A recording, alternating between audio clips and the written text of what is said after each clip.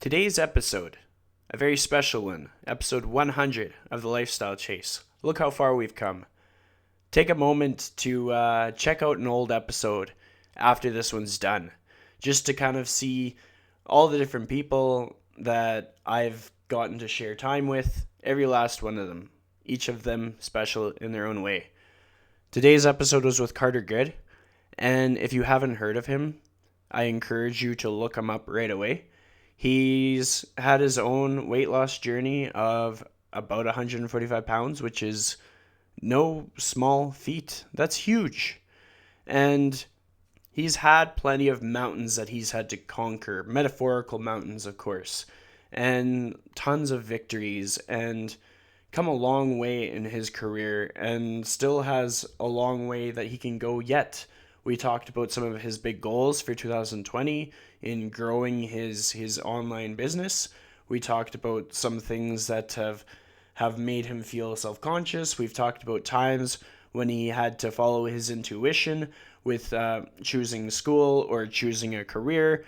We've talked about just, like finding time to be social and finding that balance and understanding our strengths, playing off those, and acknowledging our weaknesses and diversifying our skills and what we do for work, and trying new things, being passionate about things outside of fitness, and finding the things that we need to make our day into our day, that whole journaling, that self-reflection, that reading books, all of those things. If you enjoy Carter Good, or if you enjoy anything that I just mentioned, you should definitely check this out. Please share it on social media, and without further ado, enjoy. Welcome to the Lifestyle Chase, Season 2. This podcast features high performers who have found a way to live their best life while balancing their health, wellness, friends, and family. I'm your host, Chris Little.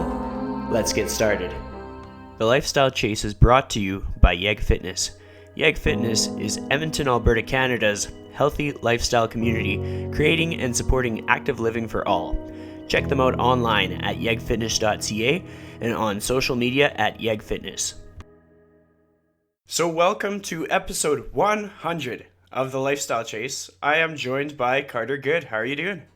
I'm doing well, man. I didn't realize I was episode 100. Yeah, I saved this just for you. I should have brought I feel like one of those confetti guns or something. Or like one of those gold balloon things. Yeah, you deserve it. Oh well, next time. So how are you doing today? How did you start your morning? Man, today specifically, so my girlfriend trains 3 to 4 mornings every week in person, so we have to get up crazy early, 4:45 a.m. Just so that she can get ready and get to her gym before her training at 6. And so typically on most mornings I'm waking up at 4:45, and I like to start my morning sort of reading and coffee, kind of just doing my own thing, unplugged. So I did that again today, but it was a little bit later today. So I think we woke up at 7 or something, just to get the 8 hours. And so same routine I always follow, just a little bit later in the day.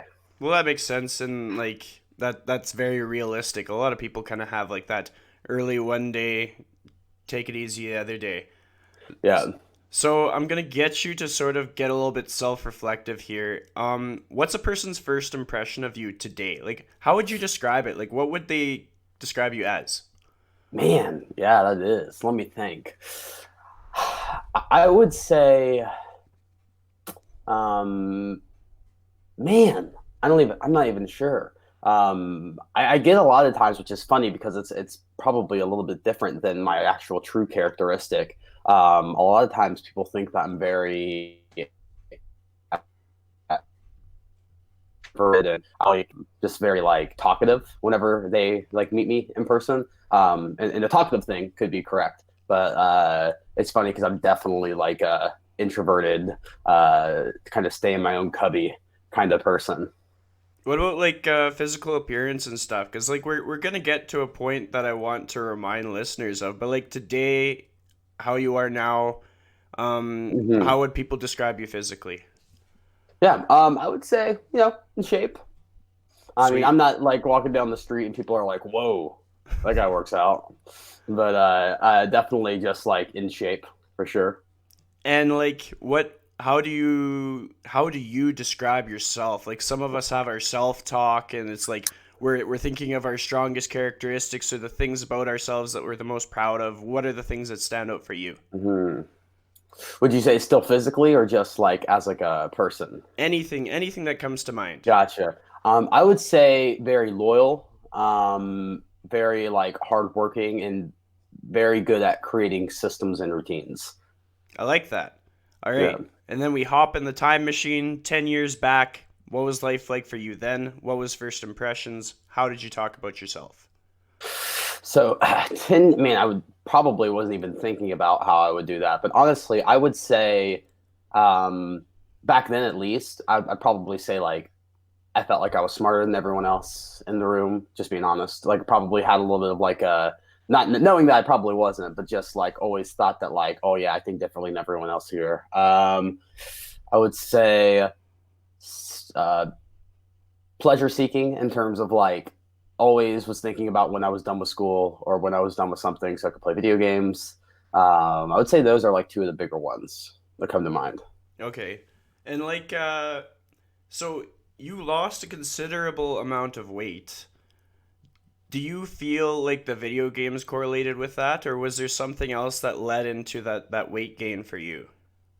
Yeah, for me, it's like obvious and it's funny. It's one of those things you can look back and be like, of course that was it. In the moment, like I would have never said this was the reason. But like I struggled just for anyone like listening. Like I've lost like a lot of weight, like over 145 pounds at one point. But um, for me, I had always struggled with my weight, but I gained a lot of weight going right into high school, and it coincided right whenever my parents separated. Which was at the beginning a pretty nasty divorce. Ended up actually being, it's funny because like nowadays I always joke with both my parents, like, man, this is like so much better. You guys are both way happier, like with the people you're with now, like way more compatible. And so, but back then, I would say that definitely played a big role into that weight gain. Okay. And like was it just like you would get home from school and just like eat or like what kind of how did it go? That's typically for me. I did a lot of I wouldn't say like secret. It wasn't like secret snacking or anything like that. But for me, it was definitely like after school, and it also so the whole time when I gained weight actually met up perfectly when I got my license, and so I had this freedom of like doing whatever I wanted. And so for me, it was like after school, I was like taking my friends to fast food places, or I was coming home and eating just like snacking and watching Netflix or playing video games like before dinner. So really that time between like 3 p.m. until like 7 p.m. was whenever I get a lot of my snacking in. And honestly, like when I learned that about you, it's very relatable for me. I wouldn't say that I ever got to the same weight or that I lost the same weight, but I had a lot of those same habits and with very different reasons. It's just honestly like you Mm-hmm. just get into these routines where either you're unhappy with your marks or there's something that's troubling you and you know that there's granola bars or pudding cups in the house and so you Mm-hmm. go eat them up or you know that there's like a really convenient place to like even in my when I was like 20 to 23 or 24 like pizza when I was living in the Yeah. city I could just order pizza all the time and Yeah. then I had to sort of rewire how that worked. And you've gained a lot of like this is basically what you do now is you've created systems that work for other people. What is your best advice, having lived the life that you've lived, for people that are trying to get away from that snack behavior or that just things go wrong and you just go for food situation? Uh oh, you paused. Yeah. Yeah. No worries. Yeah. I heard you though. So what you said, I actually would take it back a step because I wouldn't even talk to that person necessarily about like implementable strategies yet.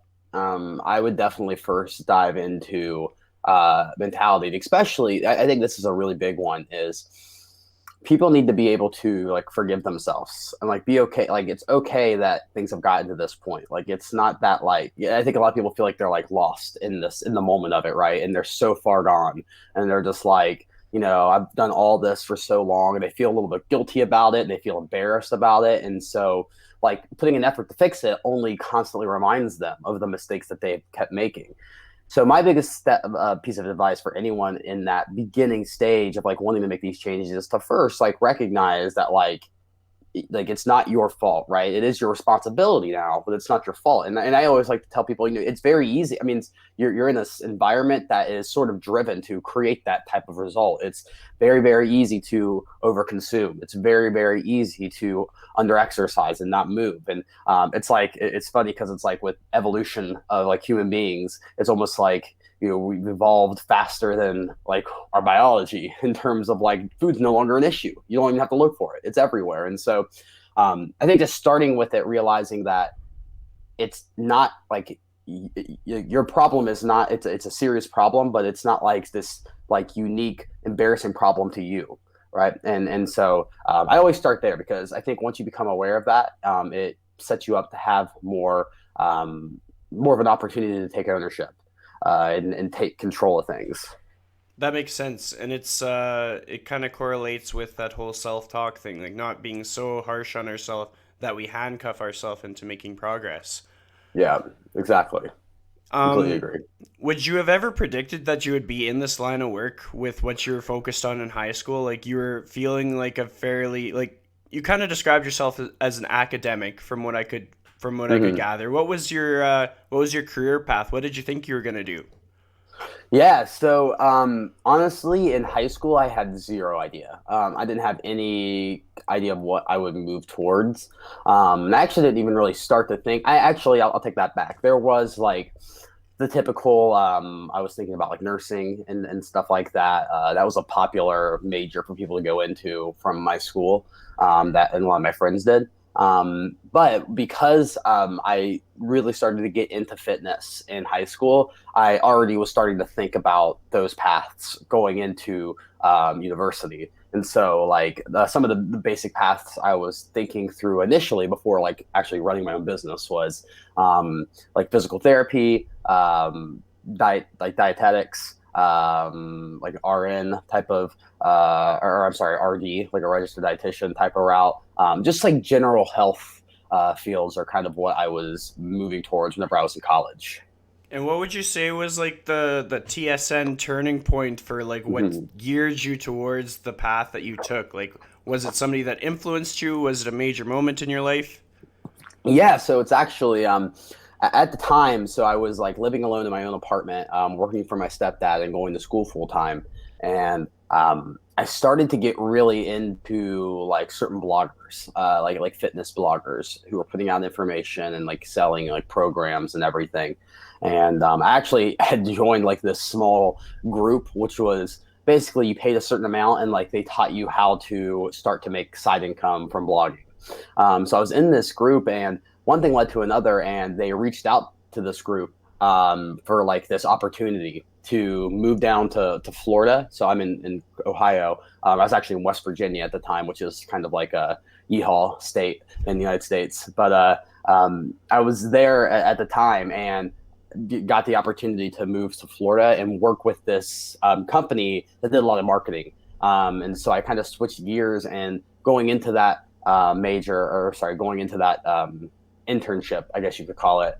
I learned a ton about like email marketing and copywriting and like just blogging and content creation and a lot of that because I was like behind the scenes working for the company. So I'd say that's definitely what first put me on the path of like realizing how things work and how you could theoretically create your own business.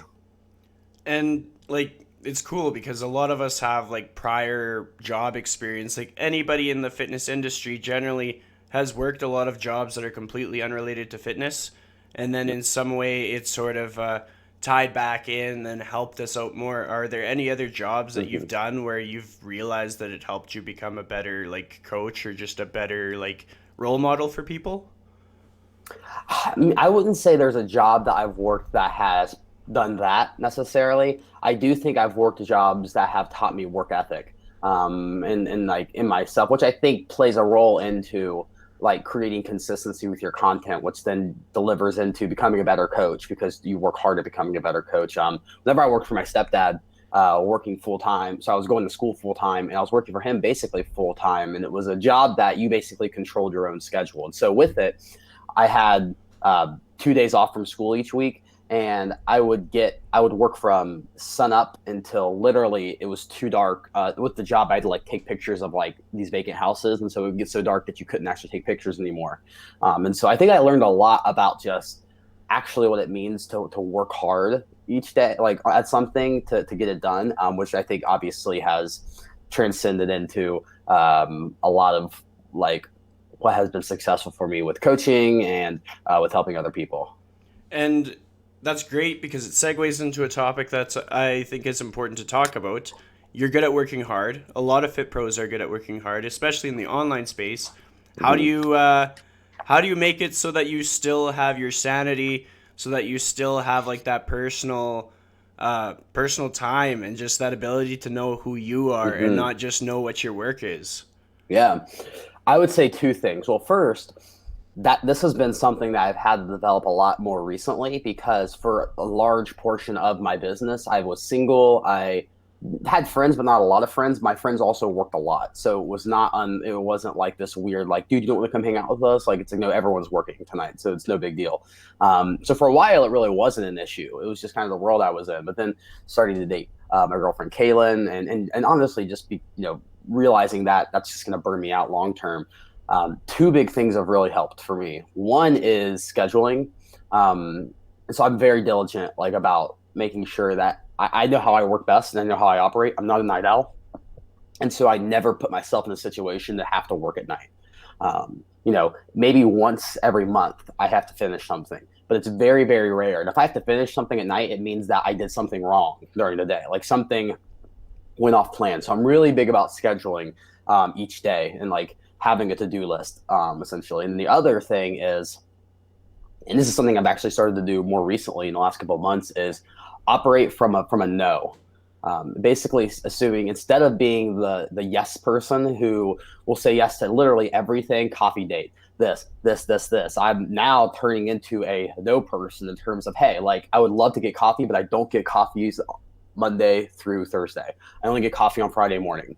And so if that works, awesome. Because Monday through Thursday, I work during those hours. And so I'm not going to break that up, right? It's the same actually thing with podcasts typically. I know we're making this one up because I had my moment where I almost died and revived. But like typically with podcasts, even though I only do them on certain days of the week, because for that reason, because I have to be protective of my energy and my time. And it's not that I don't want to do those things for people, but if I don't, then I don't get done what I want to get done, which then makes me a worse person whenever I am, outside of working. Whenever I stop working, I want to stop thinking about work. I don't want to be thinking about I didn't finish this, I didn't do that, I didn't do that. Like I want to be totally present in whatever I'm doing. And so that's those two things, scheduling and being very, very protective of my time with saying yes and no have been probably two of the biggest game changers.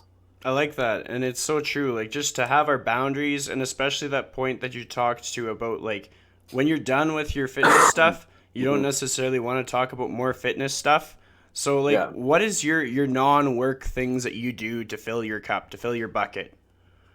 Yeah, I really enjoy reading in any form. I'm also a huge like I love like things that come along with like connoisseur type of activities. So like coffee.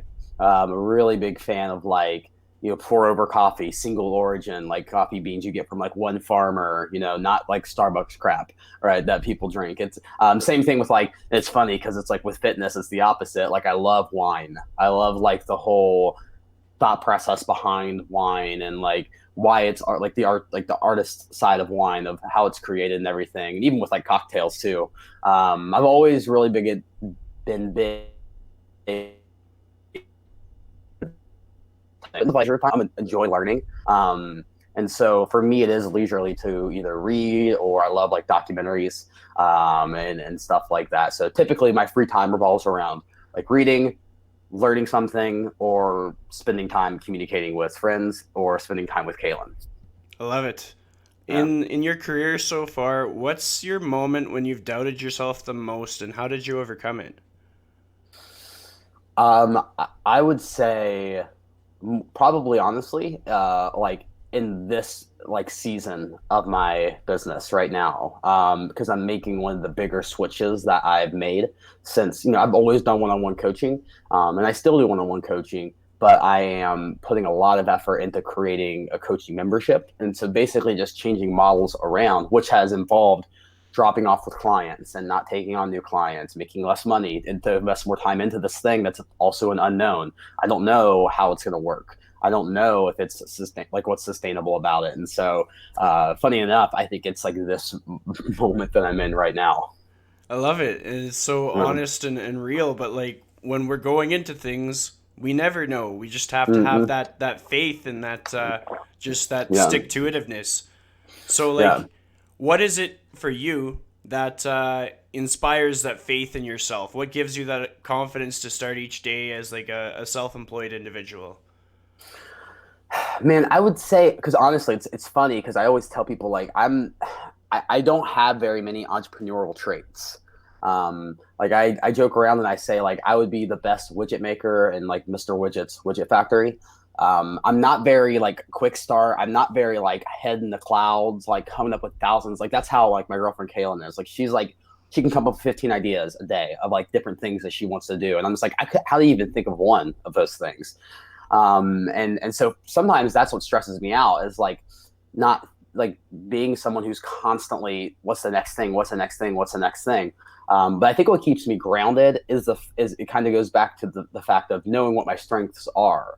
So my strength isn't necessarily quick start in terms of there's this test called the Colby, so I'm using these terms that this test uses. But one of the terms is a quick start, which means like you have this idea and you can get started with that idea pretty quickly. But the opposite of that idea is a follow through.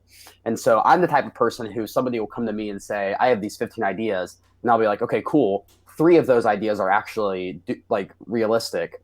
And one of those ideas we can actually start doing right now. And I'm actually going to do it and I'm going to finish it, So that's, I think one of my skills is being able to just get things done, like keep moving the needle, not let things fall to the wayside and finish them. And so I think it's the more I like rely back on what I know I do best, and put myself in a situation to really succeed with what I do best, then that kind of keeps me grounded and calm in what I'm doing.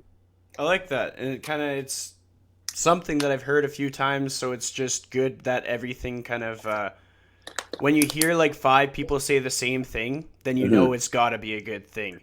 Yeah. When you hear people say like play to your strengths, Hmm. find the things that you're good at and do more of those things, then that's great. Yeah. So with with just how you overcame things when you were heavier, when you were like 140 pounds heavier versus how you overcome things today, is there any differences or is it all about the same and you're just kind of in a different body? It's I think that it's honestly probably very, very similar. I think because even whenever I was overweight, like I always tell people, you gotta remember I was not really doing a lot of things in my life. Like, I didn't have a lot of responsibilities. I was in high school, but I didn't play sports. I didn't have a job. I was just kind of like I could do whatever the heck I wanted, honestly. So I never got really put to the test. I would think though that something that's changed a lot for me is and this has actually probably been a change that's happened more recently even is to get away from trying to like change things about myself that I don't like characteristics about myself, and more look at it as is this just the way that I think? So I'll give you a great example here because it'll probably have it all make sense. Is I'm just kind of naturally a pessimistic person, and I can like look at the worst in something and like that it makes me feel like the worst that could happen is this, and if I'm okay with that, then I'm good to go. Whereas people who are more optimistic, which tend to be most entrepreneur people that I'm surrounded with, like they don't want to hear what's going to happen. And I think that generally that's a really good mindset to have. And for me, I was always discouraged that like, well, why am I never thinking of the upside? Why do I always think of the worst thing first? And one thing I started to realize though is that it's okay to have the thought. The thought is different than the action. And just because I have that thought first, maybe I have to work a little bit harder to see the upside in things.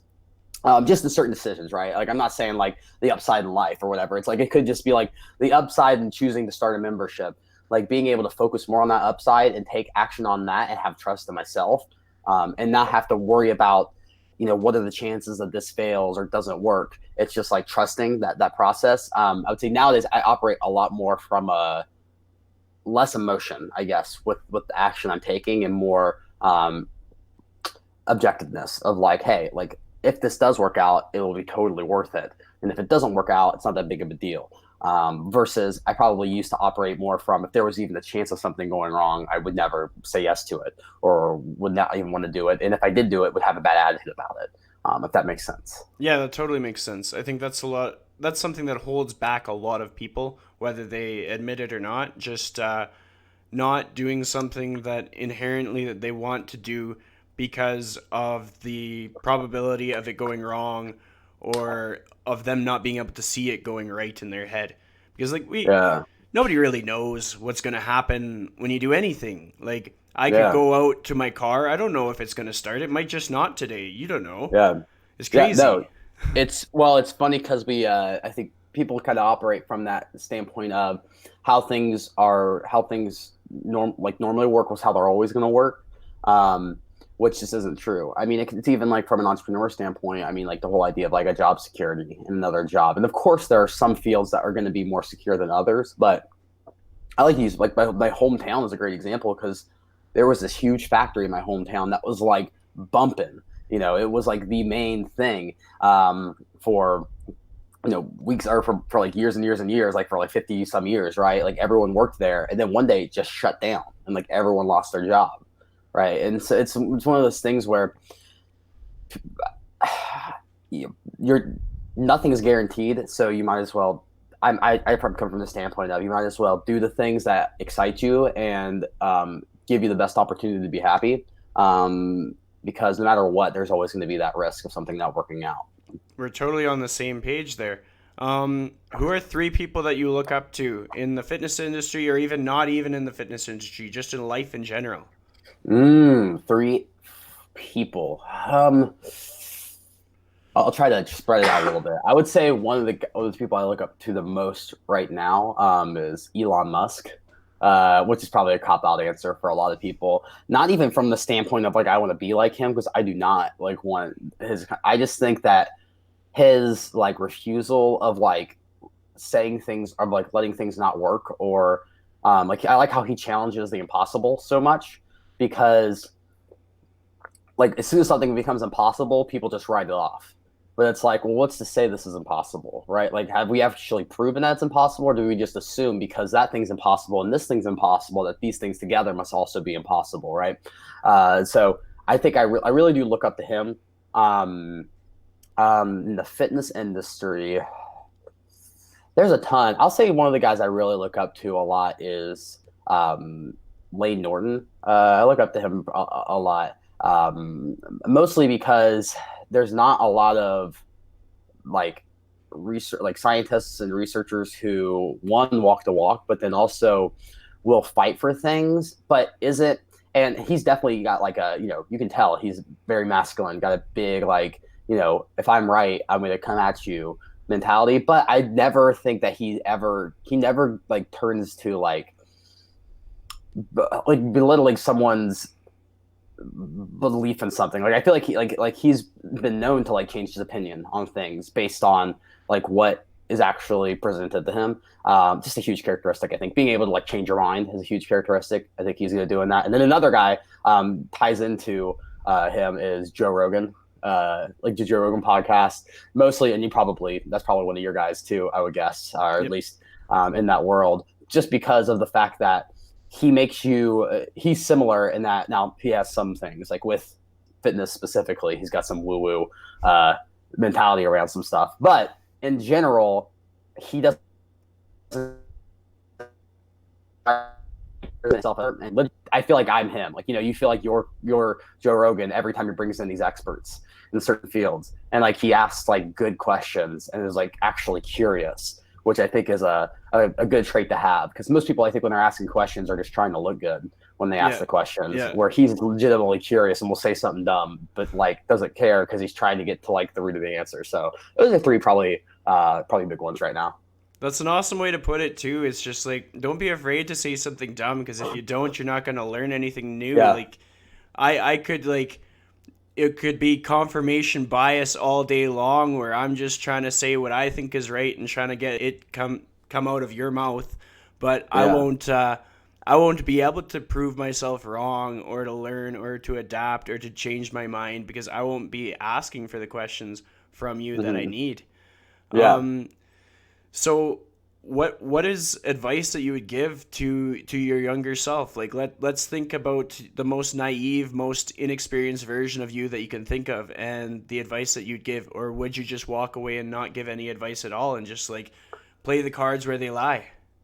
Yeah, I'm pretty Doctor Who in this. I don't know if you've ever seen that. I'm Yeah. pretty timey-wimey type of guy where I don't think there's anything I would have said, especially if it's going to change like the outcome of what I do, because I think it's everyone has those lessons, you know.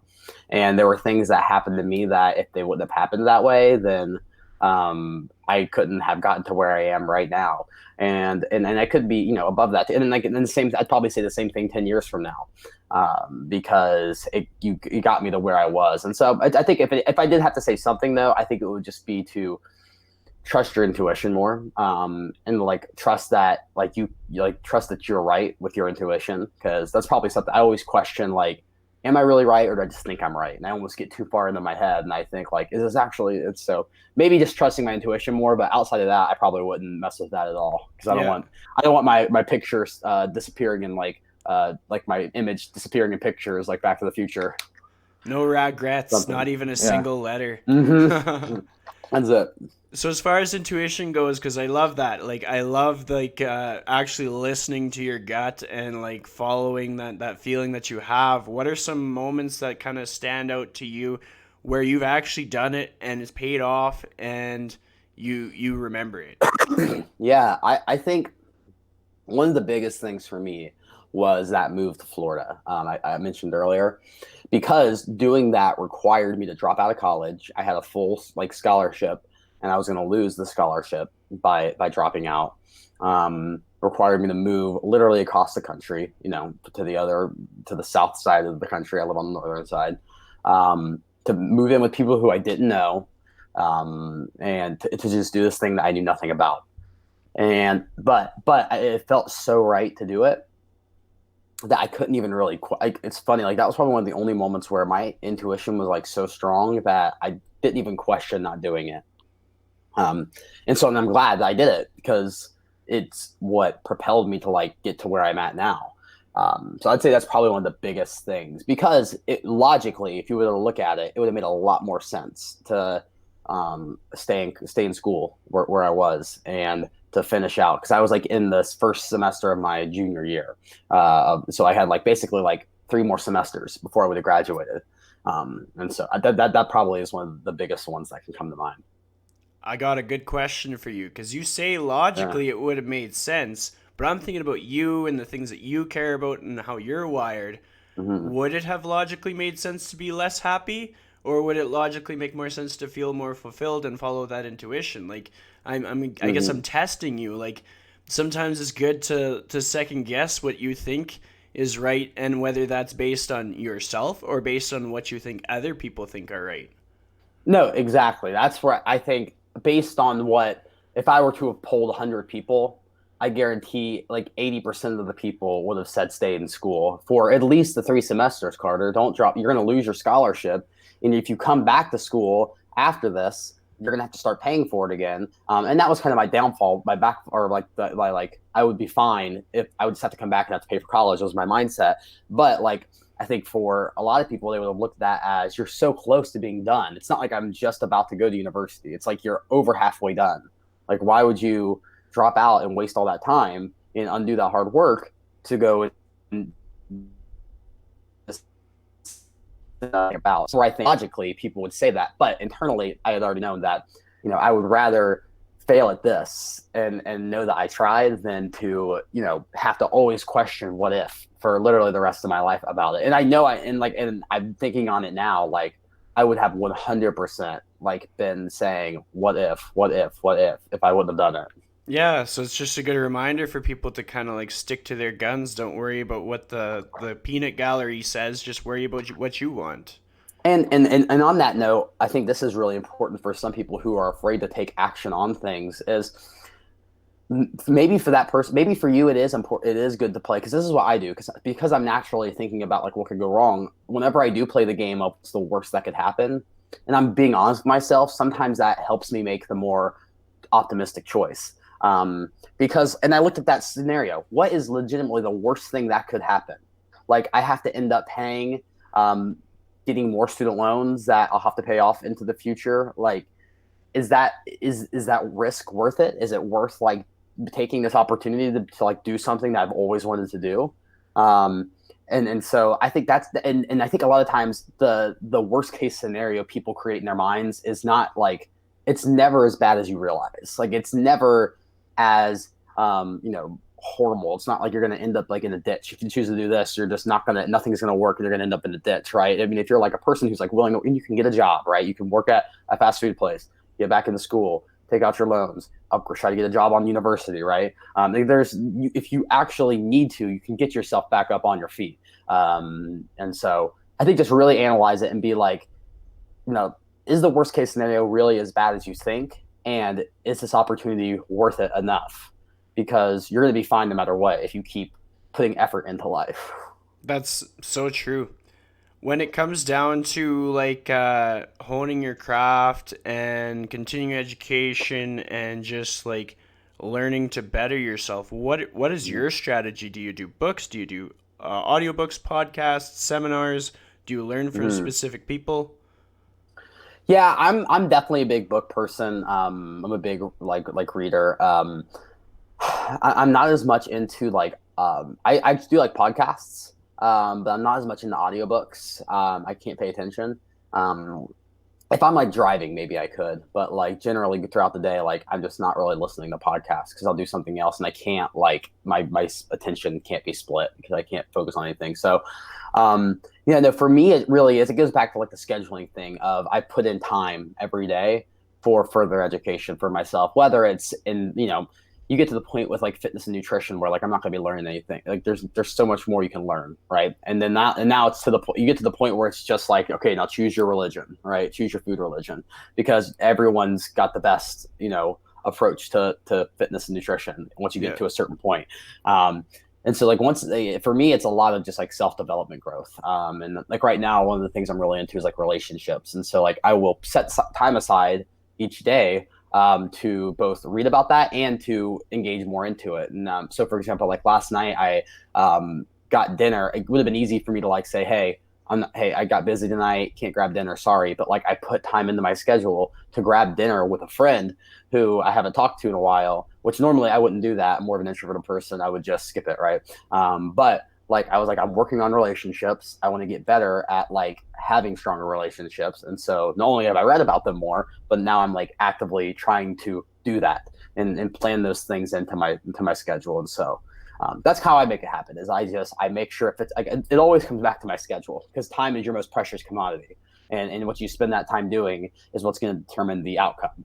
And so if something's going to be a priority and you want to make it something that is important in your life, you need to set aside time for it. It's so true. And I like that you talked about the relationships aspect, especially like when it comes down to like friendships and everything, like just that social interaction and making it Mm-hmm. stronger and deeper connection. It's kind of something that I'm working on myself too because like as a fit pro, like I know how to work. I know how to like Yeah. bury myself in projects and crush out a bunch of podcasts, read a bunch of books, train clients, like but sometimes I step away from that whole like okay, like just time to stop, smell the roses and just go bowling with a pal or something like that or Yeah. just like go for a hike. Yeah. Did you ever have a moment in your career where you had that holy shit moment where you just had to just stop and live a little bit? Not for it's like last year of like dating Kaylin. because it was the first time my like work's ever been challenged. And um, I think that it probably I'm trying to think of like specific situations. We're both pretty good at like managing our time, which is why it's not, I never catch myself in the situation where like I'm not fulfilling my duty in certain areas because of work. Normally it's like planned, but whenever we were on vacation, so we were in Jamaica at this resort, and every day I was waking up to do like client work, which was planned and it was there. But like throughout the day, I remember the first day I was thinking through like, ooh, should I go check to see if I have more check-ins and should I answer those? And like I realized in that moment, like I'm allowed to, lack of a better term here, check out, right? I'm allowed to not have to look at these emails. I did what I needed to do today, and I can just be present in the moment. So that was probably the first time that like I started to realize like, okay, wait a minute, like you need to like once things are done, like and you go into fun mode, like you can stay in fun mode. You don't have to stress about not being in there. So Yeah. Well, I think that's important because like work ethic and all those things kind of take us out of fun mode. And it's really easy to not be in fun mode, but it's not necessarily the most healthy way to allow fun mode to be tampered with in that way. yeah, no, for sure, you're 100% right. When it comes down to just you're a fairly popular person, like you could probably be recognized at like especially a fitness event per se. hmm Like for our audience sake, what is your like social media following roughly? Honestly, I would say a large portion of it is on Instagram. I would probably say across like all channels of things, like probably like 500,000. I would say it's probably an average number. Like if you're looking at email and like Instagram and blogs, like visits and all that. So And so just by general formula of internet, you probably have some trolls. Am I right? yeah, So how do you I do deal have with some, yeah, but trolls? I actually don't get a lot of hate. And I think there's actually two. I just had this conversation with someone recently because I feel like a lot of people are always dealing with like trolls and haters and stuff. So I think for me, one has always been because my information is so balanced, and like I don't push an agenda. I don't get very many people who are trying to fight what I'm saying, who are in the other camp, right? Because if somebody comments and says something like, "Well, I'm like vegetarian," and like that's what works best for me, I'll be like, "That's awesome," Yeah. and give them a thumbs up, right? The second is, and I'm not very like I have like a big following, but I always say that like my Instagram is almost like a glorified like modern day blog more than anything else because it's my name, but like I don't really talk about myself as much. I'll like use myself to connect in the stories, talk about content or certain topics, but like it's not like day in the life of Carter. Let's go grocery shopping with me. Let's go do these things. And so I think like that is a way to where I don't really build up a lot of haters because like there's not a lot of things for people to like pick sides on about me. But I have dealt with haters, and so like for me it was after the first I think the first I posted about keto one time and that got a lot of attention and it got like a whole like band of people coming in to like bash me, and I spent about 20 minutes like responding trying to like make a logical argument have a logical argument with somebody about things, and in that moment was the first time I realized you're not going to win an argument on the internet. Like you're not going to change someone's opinion, especially with something so emotional as living a certain diet lifestyle. And so I think the more I realized, you know, arguing with them isn't going to do anything. And so like if you see it, you recognize it. It's not even them like trying to hurt you. It's them trying to solidify their own belief for themselves. And so I will just like drop my comment and then like I have to take peace with it, right? Like that's it. All right, this is my response, and I don't even normally check their response, right? And if I get like a hateful DM, which is like super rare, I just immediately delete it Yeah. because I know that none of these things have anything to do with me. They're just reflections of that person's opinion or the negativity that they have in their life. And then to flip the perspective, because you have such an influence on people, what's a moment that you came across where you had an impact on somebody without even like you had an effortless impact on somebody? Like sometimes we put out these posts or we say one Yeah. thing and it was like a big moment for somebody, and it completely changed the way that they live their life. Can you reflect on one of them? Yeah, I think, I mean, I get those. I've gotten messages before where people say, "Hey, you'll know who I am," but like I started following you like a year ago, and I've lost like 85 pounds. You said this thing, and so I can't like. There's nothing super specific.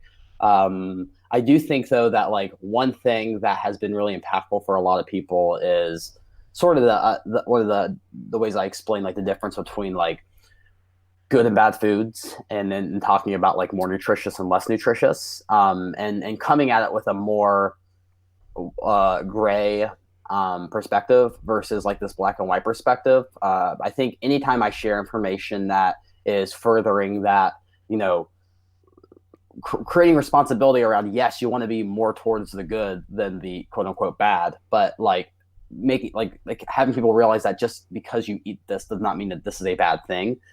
It's just not an optimal thing, and so maybe you shouldn't only eat donuts, right? Maybe you shouldn't only, and I think that's probably been one of the biggest thing that's helped a lot of people. Has just it's just like eliminating the guilt of thinking that if I eat a certain way I'm being bad, and if I eat a certain way I'm being good, and kind of, you know, riding that teeter totter back and forth.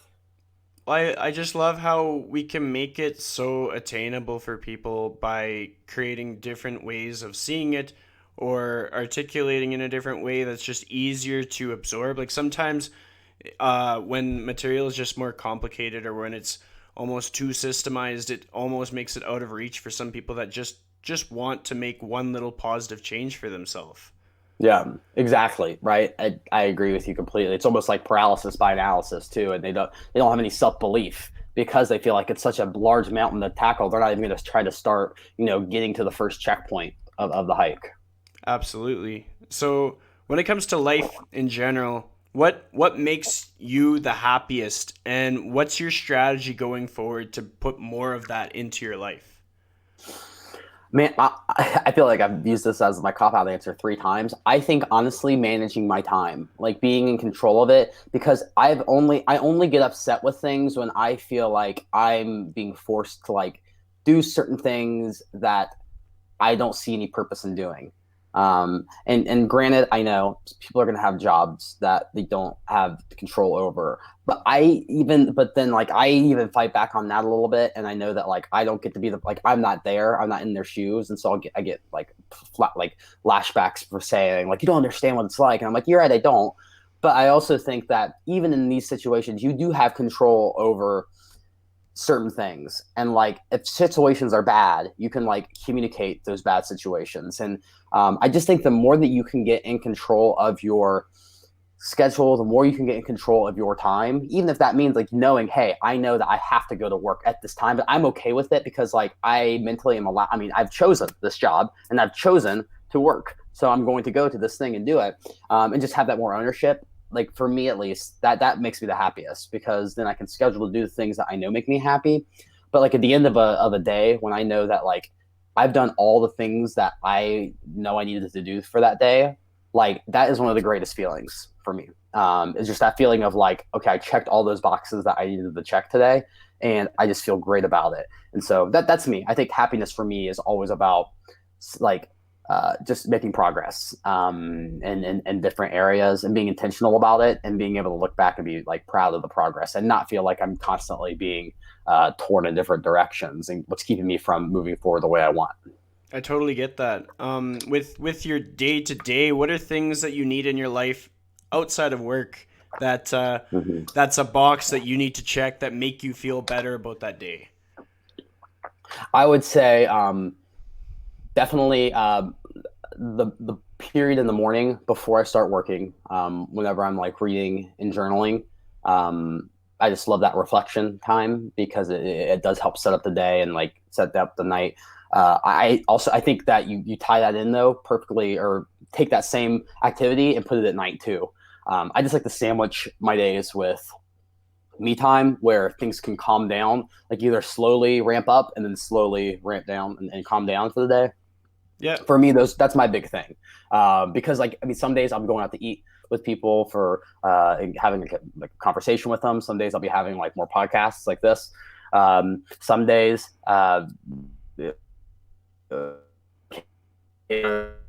going on something when I know that I have these or this consistency around my self-development that I know is like what I love most to do, then the day's going to be a good day. So for the year 2020, what's your big, hairy, audacious goal? What's something Hmm. that you just really want to accomplish this year that's like kind of out of reach, but you're going to do it Yeah. anyway? I think for this year, it's getting my membership to a minimum of 2,000 members, which doesn't, I mean, like it's a lot. It's a lot for sure. I mean, people might hear, don't you have a 500,000 followers? Isn't that like a lot of members? It's actually a lot of members. But for me, I think that like the way that I'm going about it, the way I'm creating it is I think it's an opportunity to create something that is as impactful as one-on-one coaching without a lot of the fluff that comes with one-on-one coaching.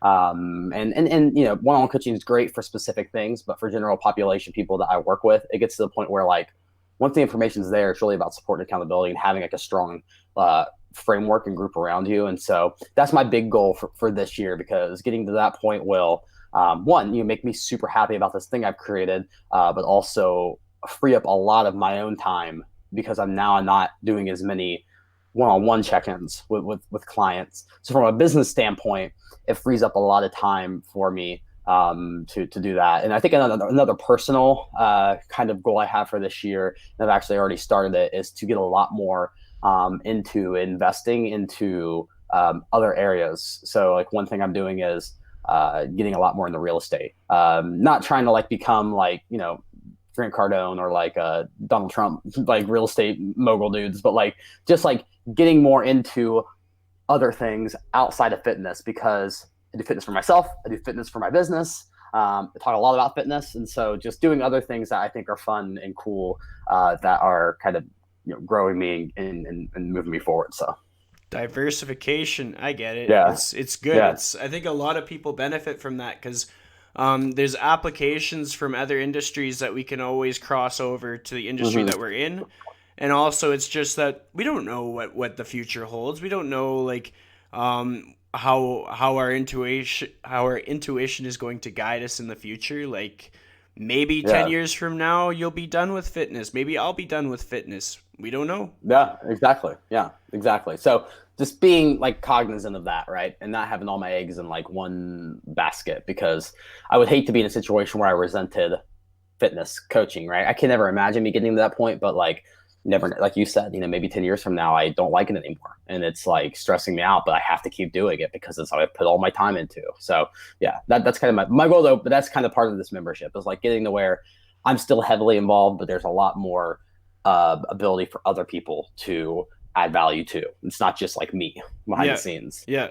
And something else that like you kind of reminded me of, and it's like it's a concept that I heard from my pal Andrew Coates, and he was talking about it on a podcast that he showed up on, and it was just like that whole like idea of everybody's battling in the Red Sea. I think he got this from a book or something. So if I'm Mm-hmm. misquoting somebody, but we're Mm-hmm. battling in like that 20% of like super saturated market of people that are already they already have their fitness guidance. They already have somebody showing them the ropes, but we're ignoring like the 80% or the 70%, whatever it is in our region, of people that have no guidance, no Yeah. direction, no idea what they're doing, no hope, no intuition, no confidence towards that thing.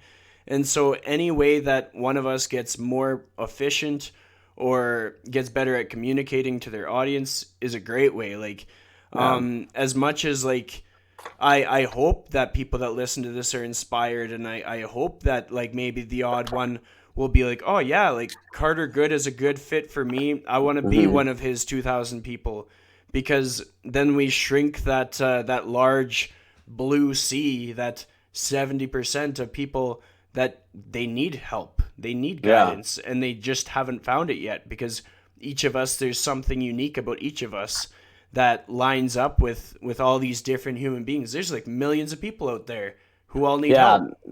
Yeah. And I think that anytime anyone ever tells me like fitness is oversaturated, and I'm just like, okay, this sounds, it's like that's like walking into like a bowling alley and like being like, man, there's just like way too many people bowling here. Like, yeah, of course you're in the freaking bowling alley. And it's the same thing with fitness. It's like, wow, there's Yeah, because you're going to people who are talking about fitness because you talk about fitness, and so you're going to see these similar hashtags. So yeah, I whoever had that quote, but Andrew's spot on with that, where saying that there's plenty of fish in the sea. There's enough for any fitness coach who's out here doing it. Now, I do agree. I do think that there is value in separating yourself a bit, and but I think though that the more that the more you embrace your own beliefs, though, you will kind of create that separation. And that's something that I've done a lot of recently. Even it's like, for me, it's like getting away from, I don't really care as much now about, like, yeah, science will say certain things about certain things, but like I'll sit back and say, what's the point? Like, that's not really that important. Like, I don't really care about, I don't care about the muscle hypertrophy difference between the squat and the hip thrust, because people are arguing right now, like, which one activates the glutes more. And I'm like, I don't give a shit. It doesn't matter. It's like, which one is the person going to do more of? Which one are they going to enjoy, right? Like, why not do both? It's one of those things where I'm definitely more of like I'm a minimalist. I like to really find the few things that work really, really well and just go all in on those. And so that's kind of what my content's turned into. And it's actually kind of stationed me as, like, now people look at me as the simple fitness person. And I kind of intentionally did that because I actually do think fitness should be simple, right? I'm not worried about optimization. I'm worried about what's like going to help you get lean and healthy, but also let you love your life and live your life, right? So. Well, it's so true, because if somebody wants to dive down the rabbit hole of something, they're gonna find it. They're gonna look for Yeah. it. But if they're looking at us, if they're following our stuff, if they're listening to podcasts that you appear on, they Mm-hmm. kind of know what they're getting, and they just want more of it. Exactly. Like, that's why they're there. Yeah. So I have a final question to sort of wrap this up. If you could give one piece of advice to someone on how to live their life to the fullest in the most true to themselves kind of way, what would that piece of advice be? Hmm. I would say journal and self audit. And be someone, because there's a we talked a lot about trusting your intuition, which is really, really important. But I also think that it's important to audit yourself too and think through, am I thinking logically about certain things? And one of the things I love about journaling, and like one of the journals I love, just for people who are listening, it's a 5 minute journal. And it's like, it takes 5 minutes in the morning, 5 minutes at night. And after you buy the journal once, you could just write those questions down for yourself. You don't even need to buy the journal again. But I think the more that you can, like, reflect on your life and where you're going is going to be important, because that's what's going to set you up to make the choices moving forward that are going to be more in line with what you want to do. Because people get lost, right? That's why people wake up at 40 and are like, holy shit, how did I get to this point? Right? Because they just went from one thing to the next, with no intention. They never really thought about what they're doing and why they're doing it, if they really want to do it. And so I'd say reflection, because you got to trust your intuition, but definitely also reflect on it too, because things can change, and be okay with that. Don't just do something just because you've always done it that way. And so journaling, I guess, would be just the simple answer of all the things I just said, just to create self-awareness and this to create, like, self-reflection. That was a great answer. So I'd like to thank you for joining me. It's been a pleasure having you on today. Awesome, man. I've enjoyed it. This is awesome. Definitely not we hopped right into it. You just started asking questions like rapid fire. I actually kind of enjoyed it. Thank you for supporting the Lifestyle Chase. If you enjoyed my episode with Carter Good, I encourage you to go check out my episodes with Jordan Syatt, Jill Coleman, Austin Current, Dean Somerset. You can check out my pals Dean Guido and Andrew Coates, who have both also appeared on the podcast and have both also had conversations with Carter Good, which you may have heard on the Fitness Devil podcast. If you enjoyed this episode, tag me at Christian Little and at The Lifestyle Chase on Instagram, and of course at Carter Good, and let us know what you liked, or just give us a shout out, because it helps us to spread our message and helps us to just, like, talk more to more people. It's kind of like scaling our talking. Like, we only have one mouth. We can only talk to one person at a time. So if you help us, then we can talk to like 3 people at once, you know? Thanks for listening. Have a good one. Go give somebody a high five today.